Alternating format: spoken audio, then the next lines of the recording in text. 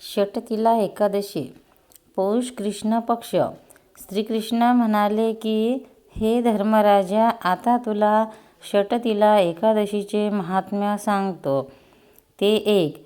कोणी एके समयी नारद मुनी वैकुंठाला श्री विष्णूकडे गेले आणि त्या जगन्येत्याची प्रार्थना करून म्हणाले की, हे भगवान, मला षटतिला एकादशीच्या व्रताचे महात्म्य ऐकण्याची इच्छा आहे, तरी कृपा करून आपण मला ते सांगा.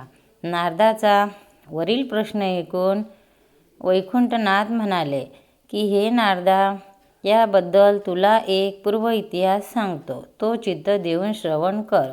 पूर्वी मृत्यू लोकात एक ब्राह्मण श्री वैकुंठाची प्राप्ती व्हावी म्हणून माझी भक्ती करून नाना प्रकारची व्रते करीत असे. महिनोमहिने उपवास करून अत्यंत क्लेश भोगीत असे. त्यामुळे ती फार कुश झाली. पण नारदा ती दान धर्म बिलकुल करत नसे.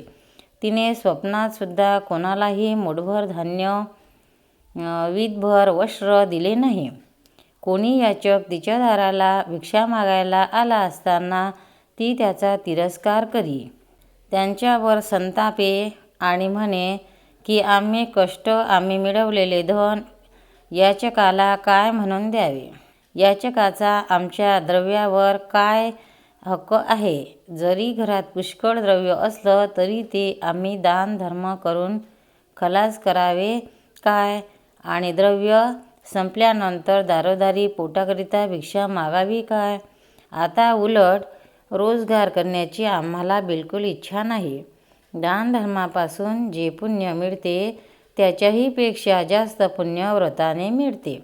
हे नारदा, हा सर्व वृत्तांत ऐकून तो चमत्कार पाहण्याकरिता मी एक ब्राह्मणाची सोंग घेऊन मृत्यूलोकाला गेलो व भर 2 प्रहरी तिच्या दारापुढे जाऊन तिला दीनस्वराने आईसाहेब अशी हाक मारून मला काही तरी भिक्षा घाला असे म्हटले. तोच ती आतून रागारागाने धावून आली आणि माझे काळे कुश शिवाय रुद्धमुळाने वाकलेले शरीर, त्यावरील फाटली वस्त्र, डोक्यावरील पांढरे व आखूड दाट नसलेली व विखुरलेली शेंडी, खोल गेलेले डोळे, पाणी गळत असलेले नाक, सुरकुत्या पडलेले निस्तेज चेहरा पाहून तिरस्काराने म्हणाली की, ए थेरड्या, उठ, चालता हो इथून. तिरस्काराने म्हणाली की, ये थेरडे, उठ, चालता हो इथून.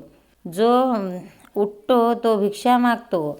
माझ्या दारात भिक्षेकरिता हे जे धरणे येऊन उभा राहिलास ते काही मी तुझे देणे लागते म्हणून वाटतं. अशा प्रकारे तिने जरी मला कठोर शब्द बोलून झिडकारले तरी दीन वदन करून तिला, आईसाहेब, मी दरिद्री आहे. वृद्धत्वामुळे मला थकवा येऊन श्रम करवत नाहीत. फार काय सांगू, भिक्षा मागण्याकरिता सुद्धा चालवत नाही. भुकेमुळे माझे प्राण कासावीस होऊ लागले आहेत. मला खाण्याला काहीतरी अन्न द्या. हुश करून पटकन जमिनीवर खाली बसलो तेव्हा ती पूर्वीपेक्षा जास्त अशा कठोर स्वरात कपाळाला आठ्या घालून म्हणाली की, थेरड्या, अन्ना वाचून जरी माझ्या दारात मेलास तरी तुला फरफरा उडवून उकरड्यावर नेऊन टाकीन, पण भिक्षा मिळणार नाही. तुम्ही याचक फार लबाड असता. तुमच्याजवळ पोटभर खाण्याकरता नव्हे, दुसऱ्याला सुद्धा जगविता येईल इतके अन्न असते.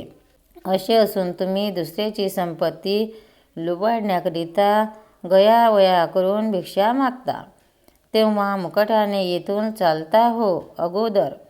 या तिच्या कठोर बोलण्यातही मी आपल्या डोळ्यात पाणी आणून तिला म्हणालो की, आईसाहेब, नको हो इतके कठोर बोलू. खरोखर माझी स्थिती अत्यंत वाईट आहे. मी दरिद्री असल्यामुळे व त्यातून वृद्ध झाल्यामुळे मला माझी बायकोसुद्धा विचारित नाही. मुले हिडसण पिसड करतात. शेजारी जवळ येऊ देत नाहीत. माझवर दया करा आणि खाण्याला काहीतरी अन्न द्या. भूक फार लागली आहे. तेव्हा ती तरतरा घरात गेली व तिने ताटात मातीचं ढेकूळ घेऊन ते झाकून बाहेर आणलं आणि माझ्या झोळीत टाकलं. हे नारदा, हा चमत्कार पाहून मी स्वस्थानाला वैकुंठाला परत आलो. पुढे थोड्याच दिवसात ती मृत्यू पावून व्रताच्या पुण्याने स्वर्गाला गेली. तेथे तिला एक सुंदर घर मला मातीचे ढेकूळ दिल्यामुळे मिळाले, पण त्यात धनधान्य, अन्न, वस्त्रपात्र वगैरे काहीच नव्हते. तेव्हा ती रागारागाने माझ्याकडे वैकुंठाला आणि म्हणाली, स्वर्गात मला सुंदर घर मिळाले, पण त्यात कुठल्याही प्रकारचे ऐश्वर्य बिलकुल नाही. मी कितीही व्रते केलेली आहेत. यानंतर ती म्हणाली की होय, तू पुष्कळ असे व्रते केलीस, ही गोष्ट खरी आहे, पण दानधर्म बिलकुल केला नाहीस. नुसती व्रते केली म्हणजे पुण्य मिळून ऐश्वर्य उपभोगण्यास मिळते, ही समजूत चुकीची आहे. कारण दानधर्मावाचून व्रताची सांगता होत नाही. तेव्हा आलीस तशी परत जा. असे सांगताच मी काकुळतीने, मी अपराधी आहे, मजवर दया करा असे म्हणून विनू लागले. तेव्हा मला तिची येऊन मी तिला षटतिला एकादशीचे व्रत करायला सांगितले आणि म्हटले की तू जर हे व्रत करशील तर तुला पुष्कळ असे ऐश्वर्य उपभोगण्यास मिळेल. हे षटतिला एकादशीचे व्रत देवश्रिया तुला सांगतील, जा तू आता. हे नारदा, पुढे देवश्रियांनी तिला षटतिला एकादशी या व्रताची विधी सामान्य एकादशी व्रतात सांगल्याप्रमाणे कथन केला. शिवाय स्नानाने वेळी तीळ अंगास लावून तिळाच्या पाण्याने स्नान करावं, तिळाचा होम करून तिळार्पण करावे, तीळ दान करून तीळ भक्षण करावे, हेही सांगितले. पुढे तिने षटतिला एकादशीचे व्रत केले, अपार सौख्य भोग मिळवले. श्रीकृष्ण म्हणाले की हे धर्मराजा, जे कोणी हे षटतिला एकादशीचे व्रत करतील, हे महात्मे ऐकतील, ते पुण्यवान होऊन अंती सद्गतीला जातील. पौष कृष्ण पक्षातील एकादशीला षटतिला एकादशी म्हणतात. कृष्ण भगवान की भक्तांना व्हिडिओ आवडल्यास व्हिडिओला लाईक करा, शेअर करा, सबस्क्राईब करा. तसेच बाजूला असलेल्या बेलवर क्लिक करा, म्हणजे याच्यापुढील सर्व व्हिडिओ तुम्हाला सर्वात आधी मिळत जातील. जय श्री कृष्ण.